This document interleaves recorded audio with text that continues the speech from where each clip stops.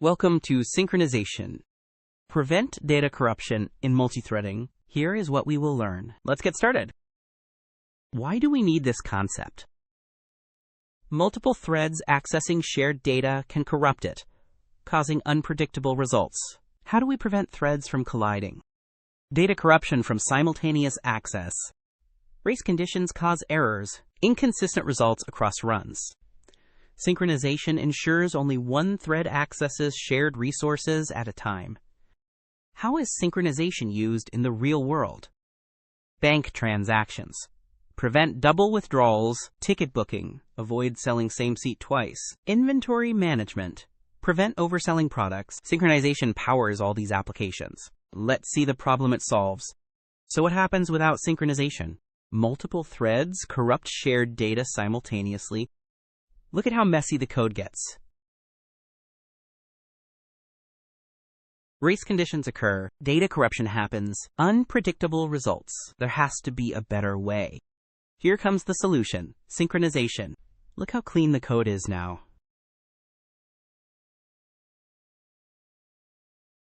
Prevents race conditions, thread-safe operations, consistent shared data. Compare the difference. And that is why we use synchronization. Let's see how to implement synchronization in code. Here is the implementation.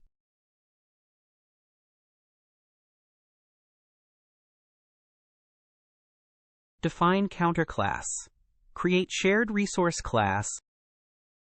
Declare shared vari. Initialize count to 0. Synchronized method. Thread-safe increment method. Increment operation. Increase count by 1. Get current count.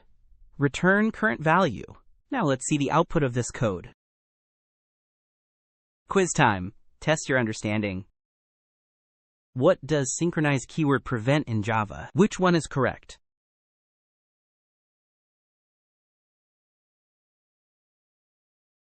The correct answer is synchronized prevents multiple threads accessing shared D.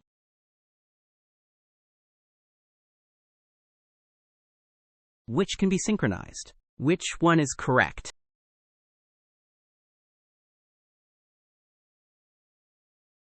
The correct answer is both methods and code blocks can be synchronized using SY. What's the output? Which one is correct?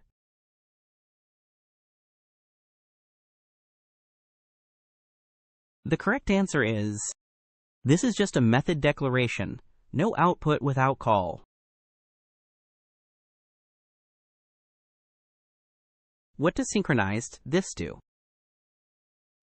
Which one is correct?